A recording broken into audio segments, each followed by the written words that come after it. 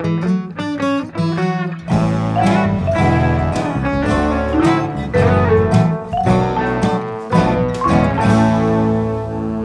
right. Good morning, good afternoon, good evening, or good night, I guess, whenever you are listening to this episode of Keep It Fictional, a podcast for book lovers by book lovers from the Port Moody Public Library. I am joined today by Sadie, Virginia, Emma, and I guess I'm joined by myself to be talking about we're recording this in January, but we're recording it in advance. So today we are here to celebrate Black History Month. And I thought that I would actually start with a short history lesson about the history of Black History Month. So, this was actually kind of first suggested from the germ of an idea by historian Carter G. Woodson in 1926. He had kind of wanted a week to celebrate Black history and chose February specifically in the week where there was the birthday of Abraham Lincoln and Frederick Douglass. Now, this kind of idea of celebrating Frederick Douglass had also been around for a little while. Mary Church Terrell in Washington, D.C., a school teacher, petitioned the school board to celebrate Douglass's birthday in the segregated schools there. Now, this kind of idea of celebrating Black history, documenting Black history, was picked up by a lot of the Black newspapers during this time. It was especially important in the 1930s to preserve and celebrate this history, as this was a time that was suffused with the myth of the lost cause, the idea of the Civil War, that actually slaves had been well treated and better off under slavery, and that the Civil War was in fact a war of Northern aggression. This was very, very important to the Black community to counter this myth and provide a true and accurate history of what happened under enslavement. The idea stayed around for a while until it was picked up by Kent State University Black educators and students in 1969. In 1970, they had the first. No, wait a minute. That's not quite right. Let me try that again. The idea was picked up again by Kent State University Black educators and Black students. They pitched around the idea in 1969 and first celebrated it in 1970. In 1976, Black History Month was first recognized by the American government under Gerald Ford. Now, in Canada, unfortunately, this was not actually put forward until 1995. So, Jean Augustine, who was the first Black Canadian woman to serve as federal minister of the Crown and a member of the Parliament, put forth the idea of commemorating Black History Month in Canada. And it was in 2008 that Senator Donald Oliver, the first Black male to sit in the Senate, moved the Senate to accept it. Now in February, according to the Canadian government, we celebrate the achievements and contributions of Black Canadians and their communities who have done so much to make Canada a culturally diverse society. Now, as we say, whenever there is a month to celebrate a community, we say that you should be doing so all days of the year, all months of the year, all hours of the year. And so we have chosen to celebrate 4 amazing Black authors for you in recognition of this month. So we are first going to swing it over to Sadie. So Sadie, what author have you chosen? All right, so I have chosen an author that is actually brand new to me, and I'm quite happy that I discovered this author. They are someone that I am definitely going to be continuing to read, and now that I have kind of learned about them and read their this first book of theirs. So the author is Lesley Penelope, and Lesley Penelope also writes under the name L. Penelope, and actually most often writes fantasy and paranormal romances, which honestly are right in my wheelhouse. So I don't know how I have not discovered them before, but I was very excited to discover this author and to discover this book, and I'm definitely going to be looking into more of their work. Now, Clara was born at a crossroads, in the back of a wagon, on the side of the road, as her parents and grandmother moved north from North Carolina. After the as Clara was screaming bloody murder, her grandmother, Mama Octavia, realized that she probably should have set out some protections for the girl, being so close to the crossroads. And she got the sense that Clara's birth shook loose a few spirits who had been hovering nearby. However, Mama Octavia either didn't think to do this or didn't have time to set up the protections, and by this point, it was too late. What was done, and it was now up to Clara to pick her path in life. Unfortunately for all of them, right from the start, Clara never did pick the easy way. So this is The Monsters We Defy by Leslie Penelop. It is a historical fantasy with a touch of heist mystery included into it, which, if anybody knows my reading, is basically my ideal book. um, yeah, so it was definitely, when I read the description of it, one that I was drawn to right away. Now, the main part of our story starts in 1925 in Washington, D.C. And at this point, Washington, D.C. was at the height of Prohibition. But it was also a city full of possibility and excitement, especially if you were one of the elite members of Black society. All over the city, Black thinkers, activists, educators, writers, musicians, poets were making a name for themselves and solidifying their place in history. Clara Johnson was not among these elite members of society, and she was honestly okay with that. She was happy with her job as a typist for the Journal of Negro History, a job that she had gotten when the founder of the journal, Dr. Woodson, had done a favor for a friend who happened to know Clara. Clara liked that in some small way, she felt like she was making a difference for her people. If she had to put up with pretentious, egotistical men like Dr. Harley and his annoying socialite fiance, Addie, then she would grit her teeth and do her best not to punch both of them in the face. Clara had never been great at reining in her emotions.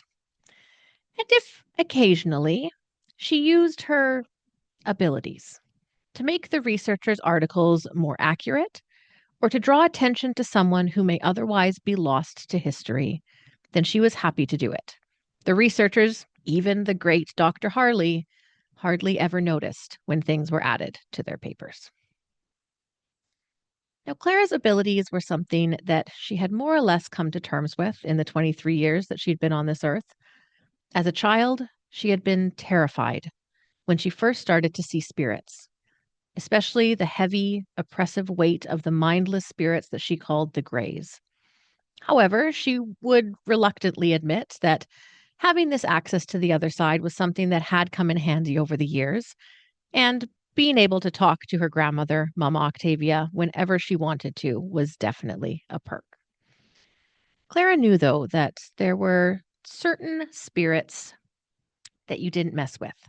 And even though she often acted as a bridge between the spirit world and those who sought their help, she never used the spirits for herself, except for the one time when she truly needed to. But that decision, even though it had saved her life, has haunted her ever since and shown her that it's not always worth it to get the thing that you want most in the world. But this doesn't stop people from seeking Clara out when they need her help. And it doesn't usually stop Clara from reaching out on their behalf, asking an enigma, which is a powerful spirit, to grant their request. And even when the price that they have to pay seems way steeper than Clara would ever consider worth it, it doesn't stop her from passing along their agreement to the enigma and brokering the deal. Clara was more or less happy to go on in this way for the rest of her life, living in her small but comfortable apartment that she shared with her friend Zelda, who was an albino woman who Clara had saved after she was caught pickpocketing a low-level gangster. Zelda was fiercely loyal to Clara, even though Clara told her to move out pretty much every day. Clara would go to work, she'd come home, She occasionally talked to the spirit world and helped someone with their problem. She'd occasionally let herself be dragged out of the house by Zelda to go to a cafe or to the movies. And that was pretty much it. Not an exciting life, but a fine one. And really, Clara had already had too much excitement in her life as it was. But then one afternoon, Clara is approached by Dorothy Monroe and her son Titus. Dorothy is in a panic, saying that Clara is the only one who can help her son. And Titus just seems off. He's standing expressionless, his face entirely blank. It unnerves Clara, but she leads the mother and son up to her apartment. Titus had been acting strange for the last couple days, Dorothy tells her, staring blankly at nothing, not eating unless Dorothy brings the food to his mouth herself. And the one time that Dorothy let him out of her sight, he wandered away and stood in a daze at the park. It was like whatever made him Titus had been completely removed from his body. Dorothy had heard of Clara's abilities, and she begs her to ask an enigma to help them. So Clara starts the ritual to reach out to the spirit world. Now, usually, Clara wouldn't have to wait too long before some enigma would answer her call. But this time, not a single one answers. She tries again. Still silence. So Clara tries something she hardly ever does. She tries to summon one particular enigma, the Empress. Now, this is Clara's enigma, the one who had helped her and cursed her, all in the same breath. But even still, nothing. Having to turn Dorothy and Titus Monroe away is one of the hardest things that she's ever had to do. After they leave, Clara tries again to reach out. This time, finally, the Empress answers. She tells Clara that there is a ring that is amazingly powerful, a ring that is responsible for what has happened to Titus and what has been happening to others around the city. If Clara wants to save Titus and the others, then she must get this ring. It is currently being held by one of the most powerful Black women in DC, an opera singer named Madame Josephine Lawrence. However, the Empress tells Clara that Madame Josephine might be wearing the ring, but she is not the one who is responsible for what was happening. The Empress wants the ring.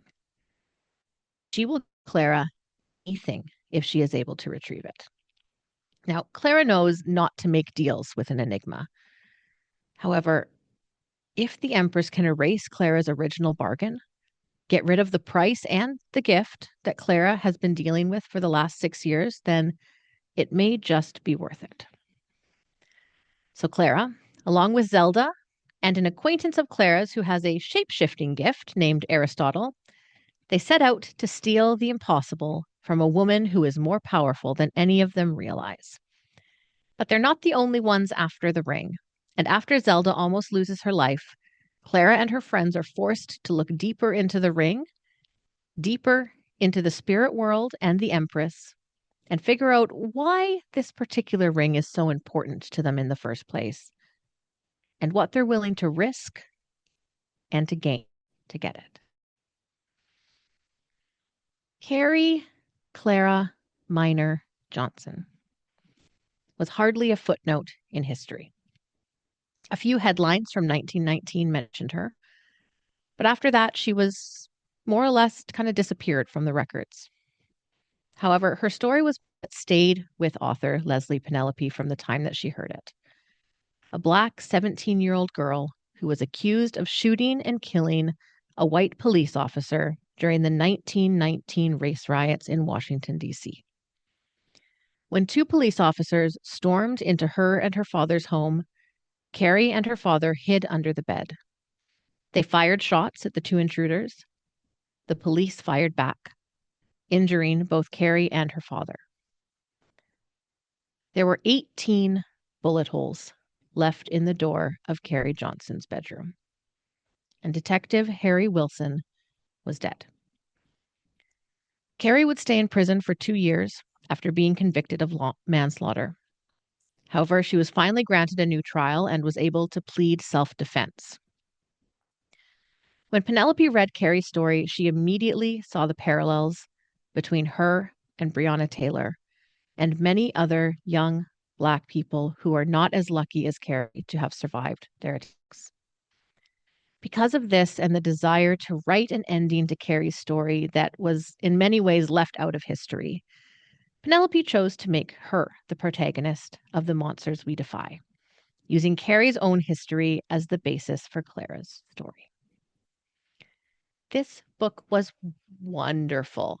I absolutely loved it.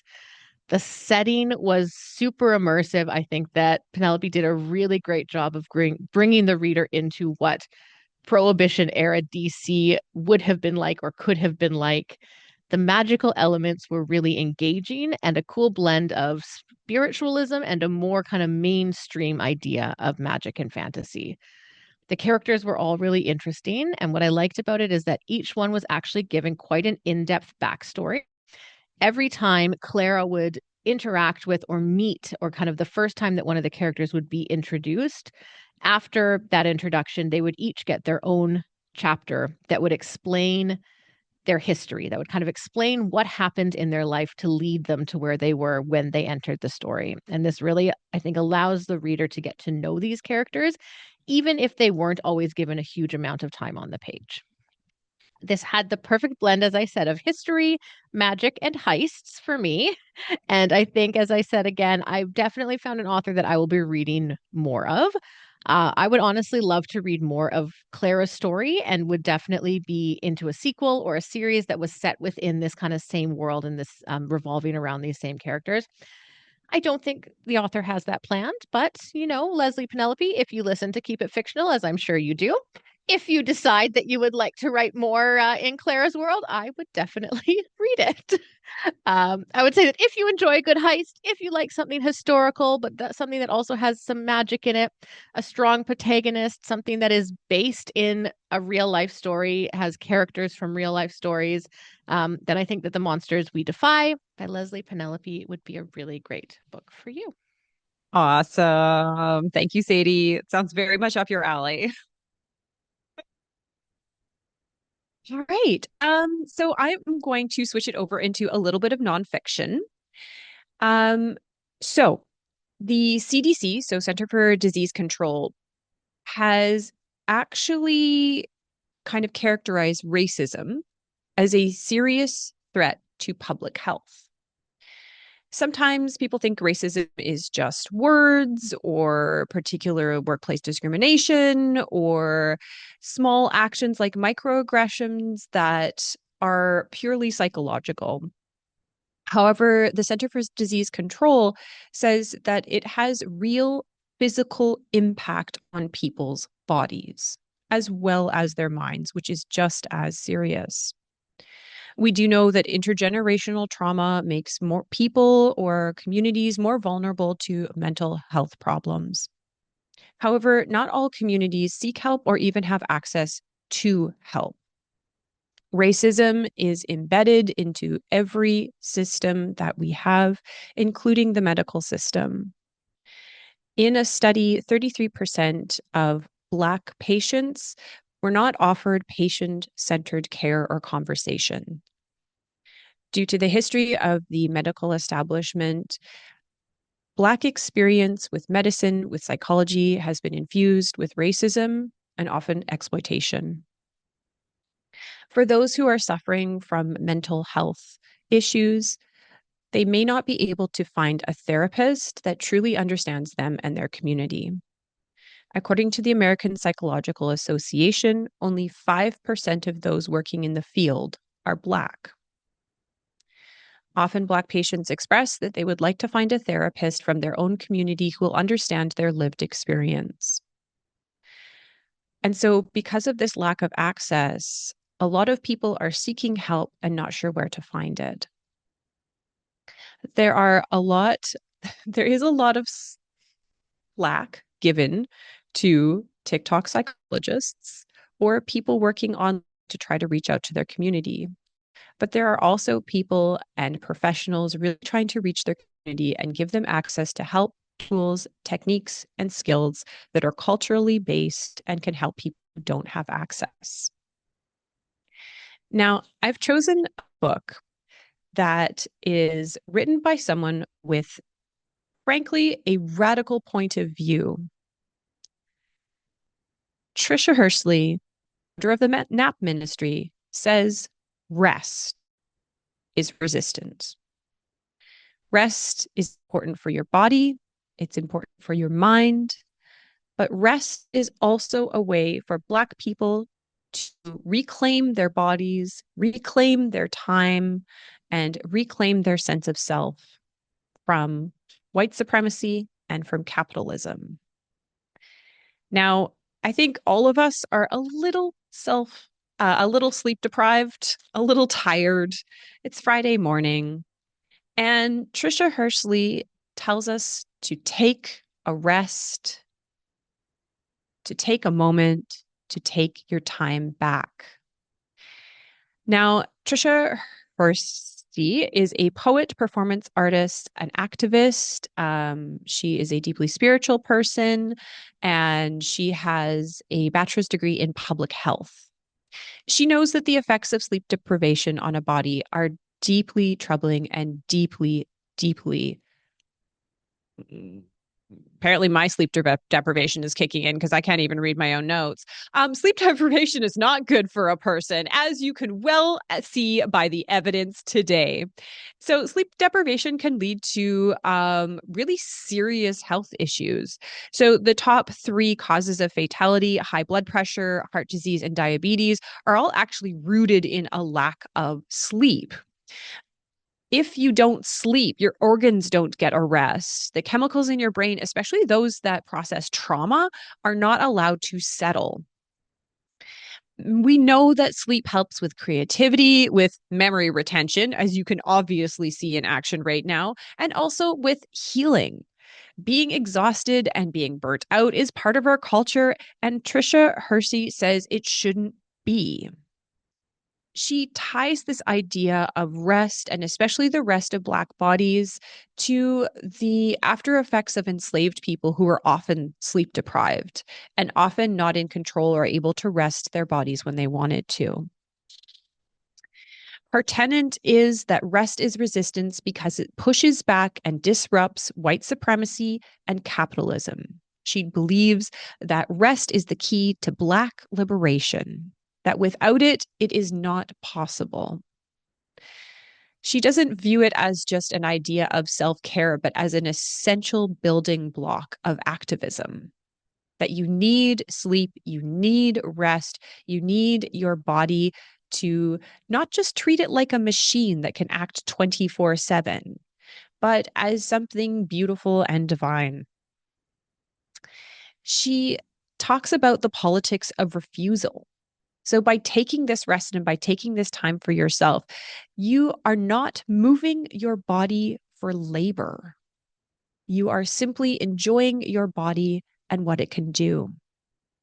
She pushes back against this idea of grind culture or hustle culture, of monetizing hobbies and all working ourselves into the very bone in the service of capitalism. We shouldn't rest to work harder for the man. We should rest for ourselves. You should rest for your body and you should rest for your soul. If you've ever listened to an interview by Tricia Hersey, it is so incredible to hear her speak because she's talking about a rest in a way that you don't often hear. And while I didn't necessarily connect with the spiritual elements of it, I think that her idea of activism as rest, as healing both your mind and your body through the act of rest and taking time for yourself, really is kind of revolutionary. Our culture is absolutely suffused in the idea of work hard, be enough, and your value is based on how much you contribute to the big machine. And she is really saying that rest is enough, but it is also a key component of Black resistance.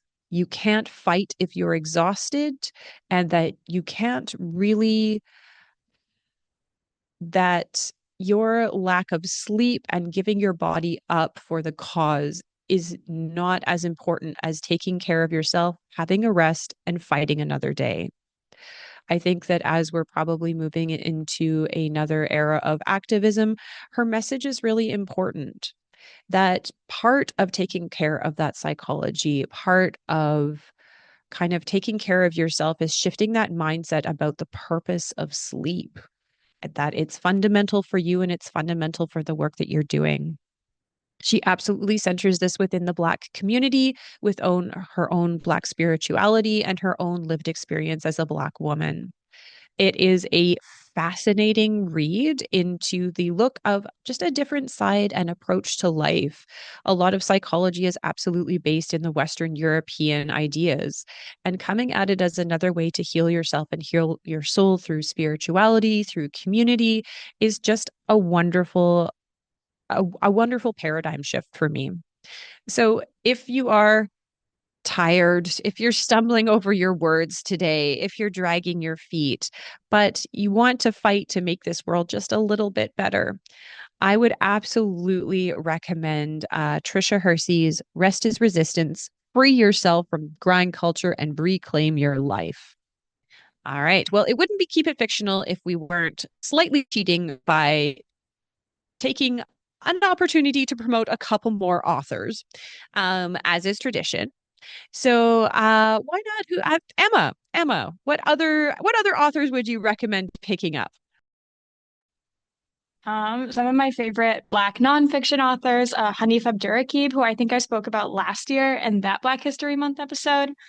He's written really cool stuff about like music and basketball. So if you enjoy that kind of thing, really fun essays to read. I also love Roxane Gay, Angela Davis, someone who I read a lot in university, James Baldwin, someone who taught me how to be a teacher, and Bell Hooks, kind of for the same reason. Those are some of my favorite nonfiction writers. I also really love the book Citizen by Claudia Rankin, kind of a cross between nonfiction and poetry.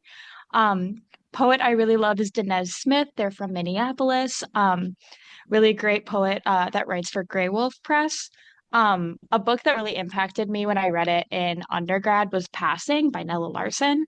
And that kind of idea of passing has really stuck with me, especially in a lot of the other like more historical Black literature that I've read.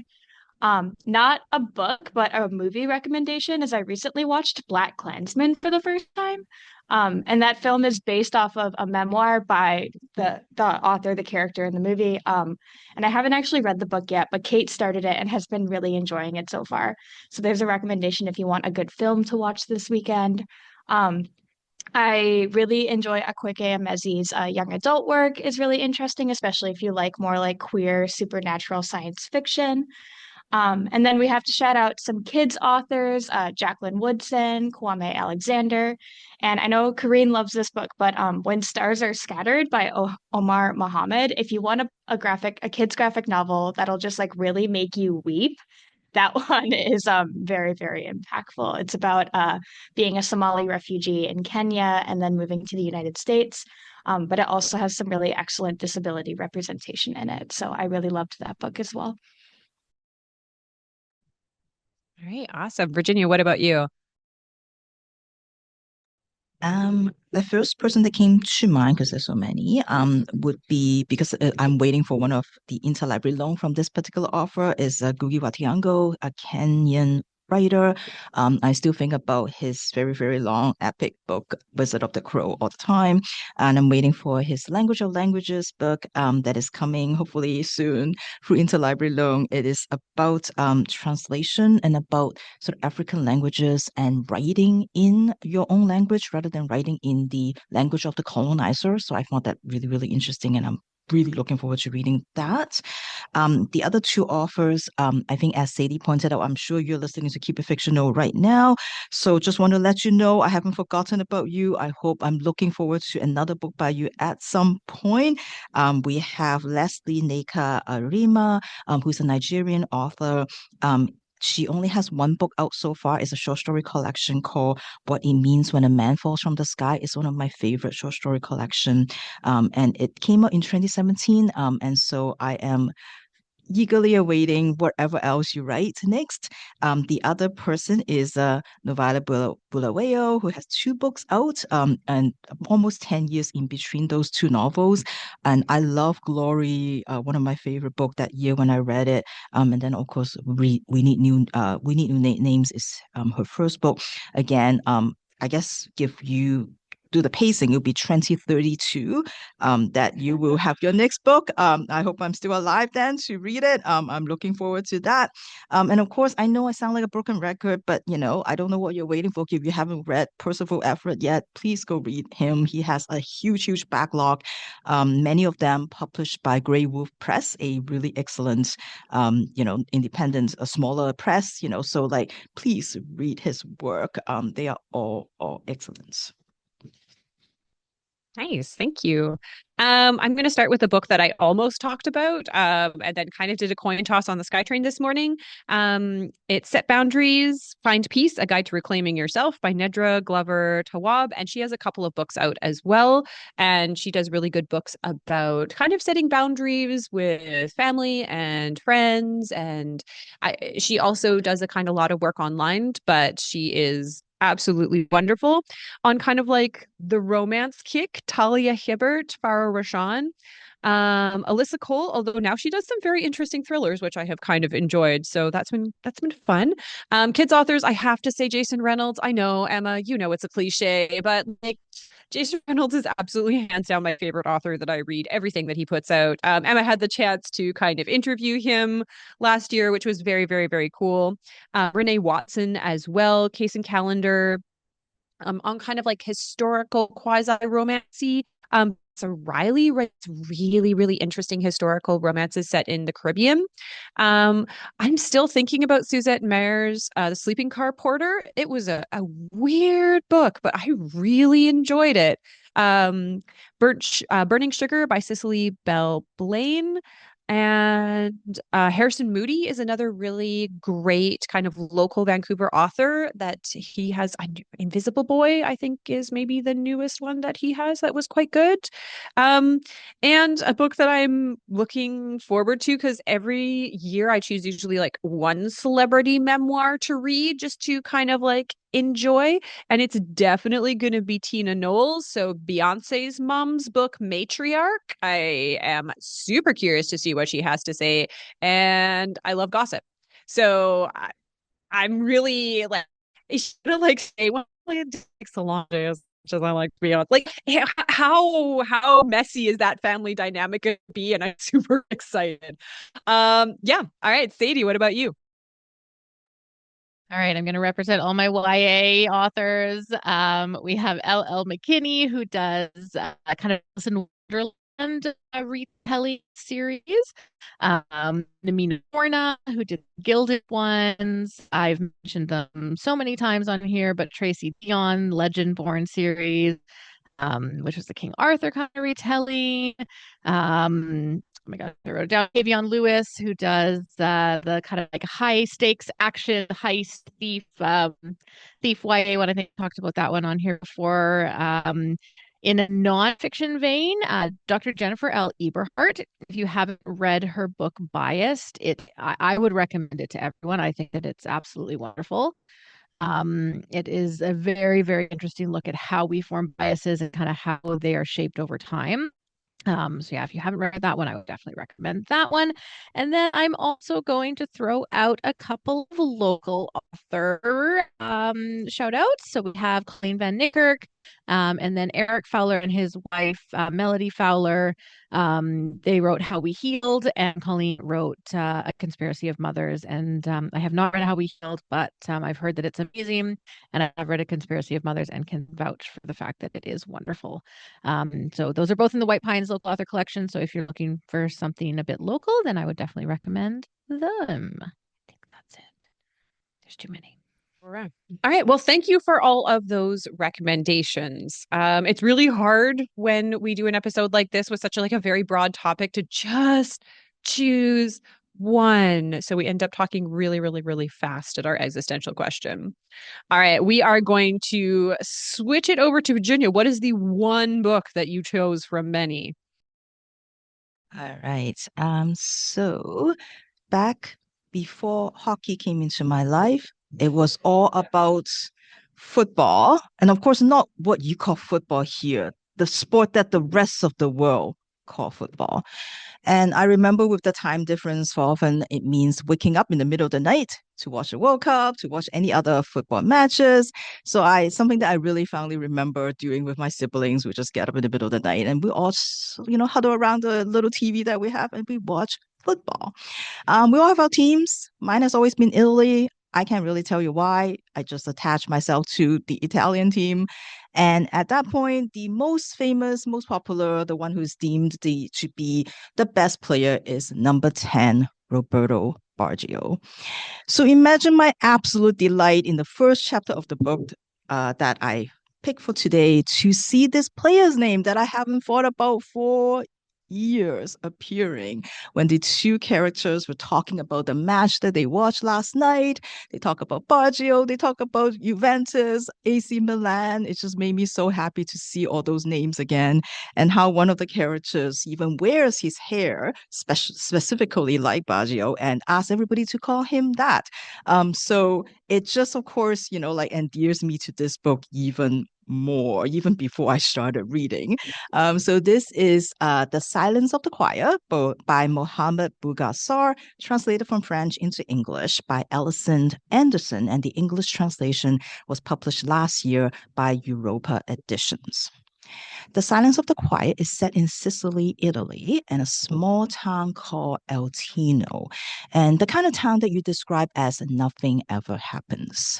And this town has just received their third group of refugees and migrants. They call them the ragazzi, roughly translated as the guys. 72 people from different countries from Africa, all speaking different languages. The mayor of Latino has been very supportive, has opened his town up to become a temporary or maybe a permanent settlement for the migrants. With the help of the Santa Marta's Association, which is founded and run by Sabrina, an immigration lawyer, they help these migrants prepare everything, get ready for the arrival of them, get them housing, get them language lessons, help them with filling out all the documents that they have to fill out, and preparing, of course, for the all-important interview that will determine whether they will be granted the status of an asylum seeker and they will be granted the ability to stay in the country. However, not everyone is that welcoming. There are those out there who believe that the migrants do not deserve to be here. They are going to take jobs away from them. They have been given homes that should be given to the Sicilians. And what makes them so much more important and why are we treating them better than your own citizens is something that a sentiment that a lot of people share.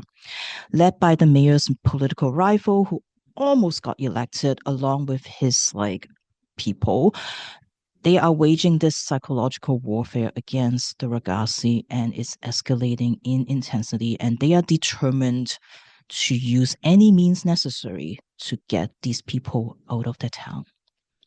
So through some more straightforward narration, through news article, through diary entries, through even a section that's presented kind of like a screenplay, we hear from the different voices, as the title might suggest, just a multitude of voices to get that story for us. We have the mayor, of course, the rival. We kind of get the politics and the rhetoric around refugees, around migrants. We hear from the members of the association, especially Jogo, who is a migrant himself. He was likely the only survivor among the many that made that journey with him on the boat that was capsized.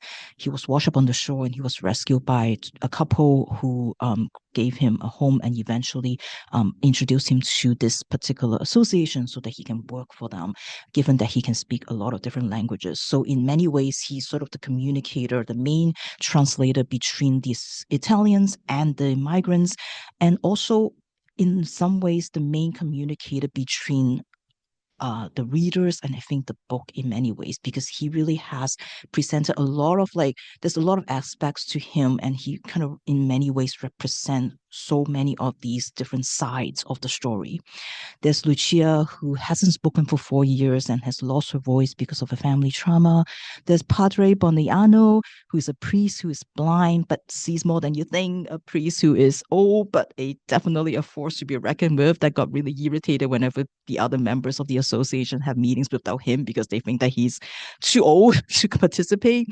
Of course, and also the migrants, particularly Foseni, who is weighed down by that guilt and the shame that many of the migrants share, because you know that there are so many sacrifices that other people have made so that you can leave the country, so that you can be here. And the guilt that you feel, or that you feel like you're being a coward because you're not able to stay in your own country. And then many, many other voices. And when we see how this town changes because of the arrival of the migrants, this book really demands us to look at our own attitudes towards the migrant crisis.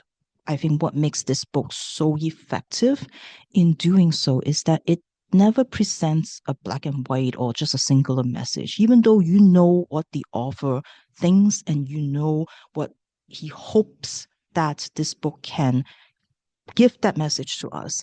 It's never straightforward, and he never hides on all those, he never hides from the gray area. He never hides from sort of the doubts, and those nuances, and he give us the good and the bad of everyone, the Italians, the Ragazzi, and he is, trying to show us all aspects of that humanity, the ugliness, the selfishness, they exist everywhere. And he's not trying to say that each character only has that one side. And I think that's what makes the book really powerful, and it really makes us really look at ourselves, because very often, even things that are well-intentioned, even things that we feel like are trying to help, it might actually be doing harm that we don't know of. And so what the book really asks us to do, as one of the characters said, is to really make eye contact, look at the people in the face, be ready, and be willing to lift your head up and just face them. That is what they want. They want you to see them. At one point, one of the characters commented on, perhaps the people that really see the migrants are the people who actually hated them, that don't want them to be there, because everyone else is so concerned about them, and the Ragazzi and their past. They want to know why are you here. They want to hear the because of, they want to hear the due to, they want to know why you made this journey.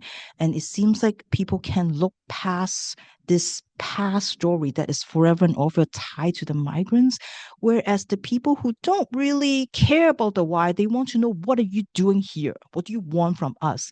And in some ways they are focusing on the present, and they're acknowledging that these people are here. Let's see, what do you want and what we can do, instead of just focusing on sort of that past narrative and not being able to look past it. The pacing of the book is also really, really phenomenal. Like right from the start, like you could feel that tension. Even in the first scene, when we hear from Foseni, one of the migrants, and he talks about how no one wants to be the first person to open his eyes. This is the morning after they have arrived. No one wants to open their eyes first, because that might tell the rest of the people that your pain is not as much as everybody else. And so everybody was just like, you can sense that people are awake, but nobody wants to wake up first. And then when the workers from the Santa Marta Association comes in with the hot breakfast, and they announce to them that, yeah, later on today, we're going to bring you to your share housing.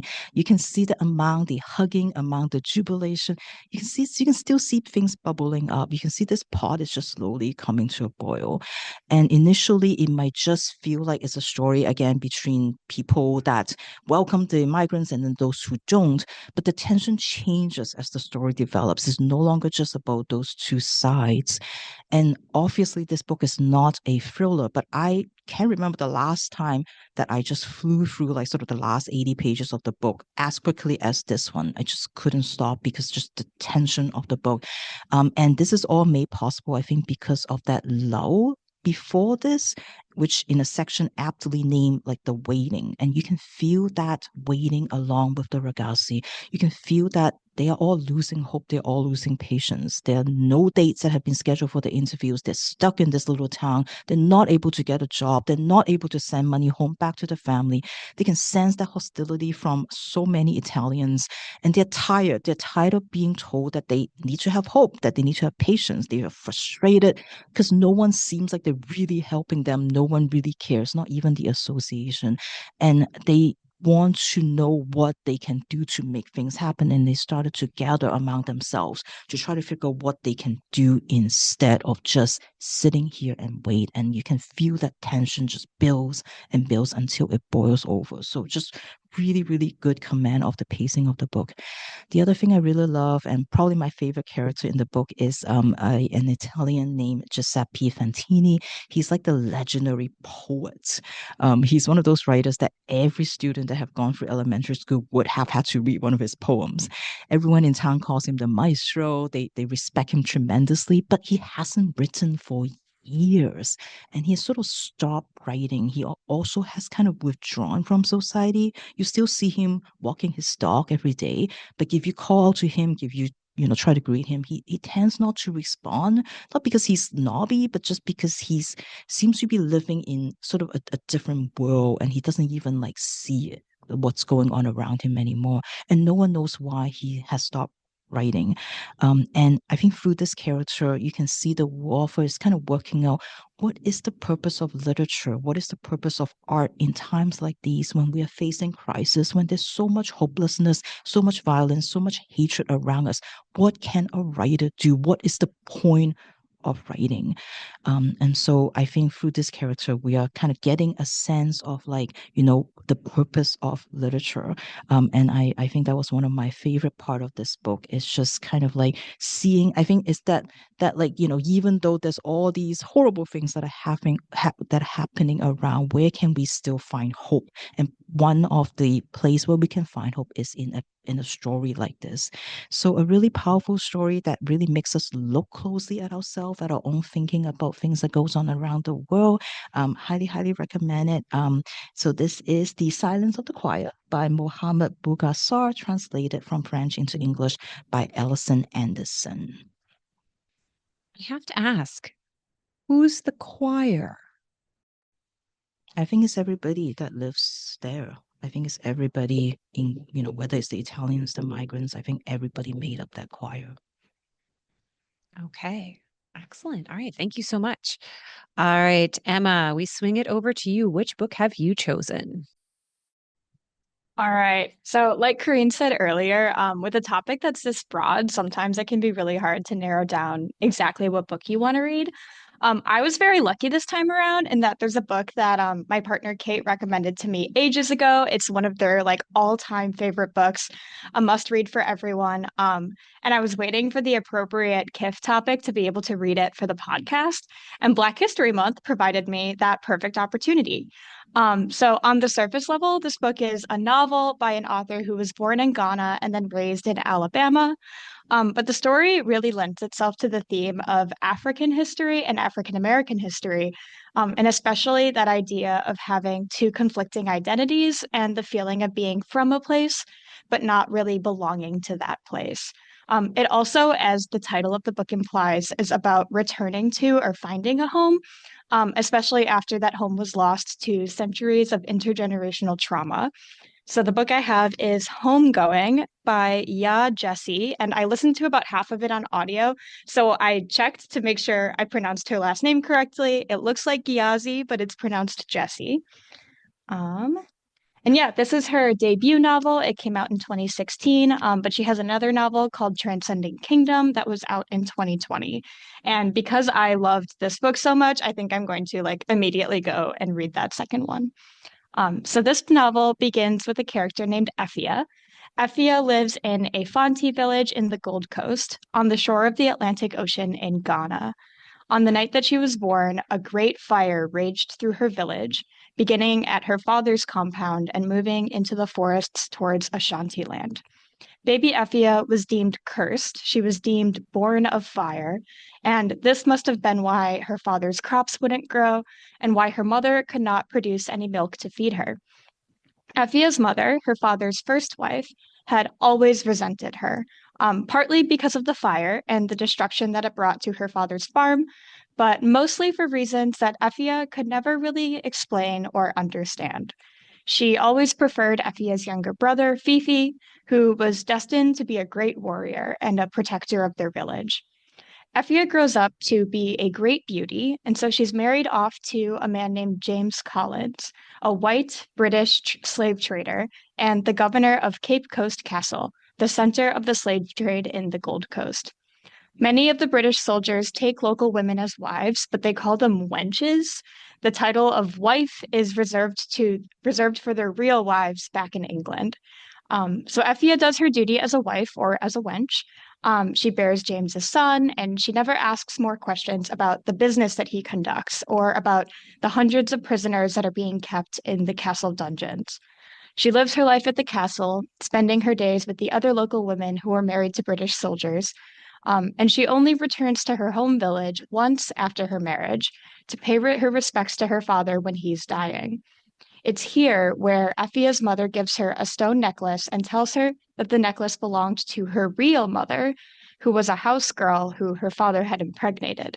And on the night of Effia's birth, the house girl set the compound on fire and she escaped. So that's the first chapter. We meet Effia. And then in the second chapter, we meet another character named Essie. Essie is from Ashanti, a kingdom near Fonti, which is a bit further from the coast and past the forests. And all of her life, the Fonti and the Ashanti have been at war with one another. They raid each other's villages, they steal prisoners, and then they sell those prisoners to the British to then become a part of the slave trade. One such prisoner is made into a house girl in Essie's home, and Essie witnesses her father, a village leader, beat this house girl into submission. The house girl promises that her father, a leader in his own village, will one day return for her and tear the Ashanti down. That day inevitably comes, and Essie is captured in the battle and taken to Cape Coast Castle. She is held in the castle dungeons with hundreds of other women before they are sent on slave ships to America. And right before she's captured, Essie's mother gives her a stone necklace, an identical stone necklace to the one that Effia's mother gave her. Essie's mother tells her that her sister has the same necklace, a sister that was raised in a Fonti village, who Essie's mother had with her master when she was enslaved there, a sister who was born on the night of a great fire when Essie's mother escaped. So the rest of the book follows the descendants of these two sisters. The storyline in Ghana, we have Effia's descendants, who are members of the privileged upper class. They are slave traders. They descend from a white patriarch from this British man that Effia married. They're able to travel to Britain to get their education, and they end up in a lot of political arranged marriages with members of royal families from nearby Ashanti villages. And then in America, Essie's descendants are born into slavery. Essie's daughter tried to escape north with her husband and their baby, only to be caught by her master, leaving the baby to go north with a stranger. Her grandson, Essie's grandson, that baby, fears that the freedom that he fought his life for will be taken away when the Fugitive Slave Act is passed in 1850. And then her later descendants are victims of casual racism and discrimination, of Jim Crow laws, and of the crack epidemic in the 20th century. I've never read a novel like this before, where each chapter is a vignette about a different character, about a different person. And one of the things that impressed me the most about it was how Yaa Gyasi could write such a compelling and full character in just like 20 to 30 pages, make you fall in love with them, make you grow attached to them, and then do it all over again in the next chapter. By the end of each chapter, you don't want to leave the character that you're with. You don't want to leave their story. You want to know more. And then immediately you're thrown into the same feelings where you just grow more and more attached to this next person. And she does it over and over again throughout the entire book. It's really exceptional and accessible writing. I was really impressed with how easy it was to just fly through it. And it's a debut, which is pretty great.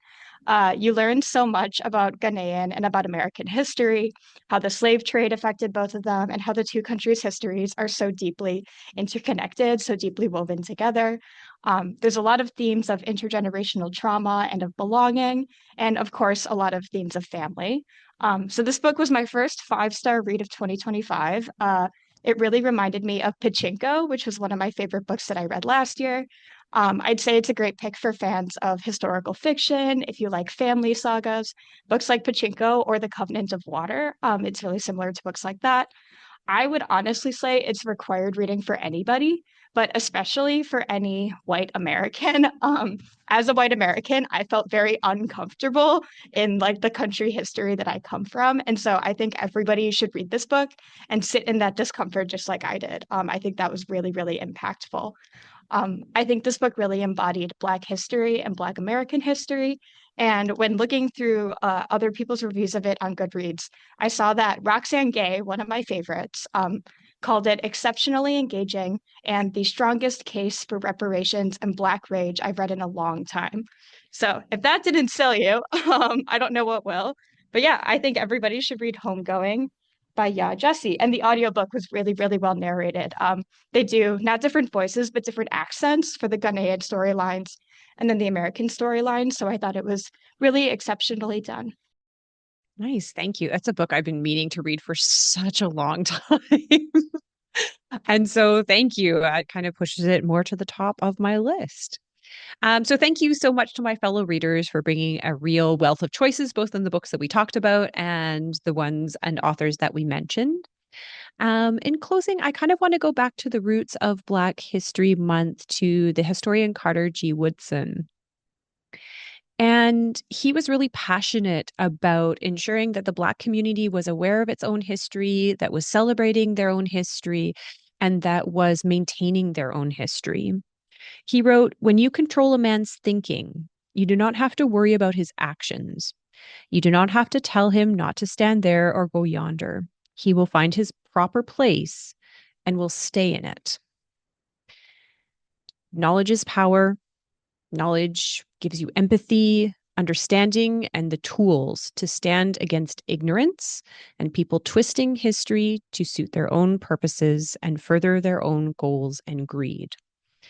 By reading stories, by reading wildly, by knowing the history, by learning history by many, many, many voices, it gives you the power and the tools to stand against those who would twist it for their own purposes. So this Black History Month, I would really urge you to pick up a book written by a Black author, look deeply into Black history, both in the United States and also in Canada, to gain that understanding and to really have a deeper grasp on the reality of Black people in our country and in the United States. So thank you so much for listening. Thank you for my fellow readers for choosing some amazing books to talk about. And we hope that you are reading Black authors and Black history all year long. Thanks so much.